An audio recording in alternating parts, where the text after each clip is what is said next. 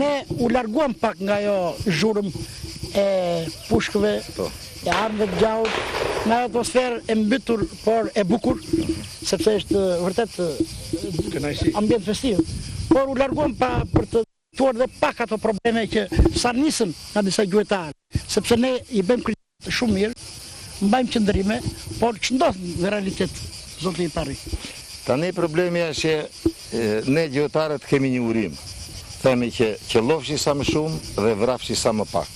E bukur është po. Fakti është që këta që po garat e qites e kanë për sport, e kanë për gjuhët për tu stërvitur, për të kaluar dhe të gëzuar, për nuk e kanë që sa pjatat qëllojnë pjatelin, aqë dhe gjuhët i drasin. Nuk ka një lidhje gjahu me këtë garë sportive që po bëhet.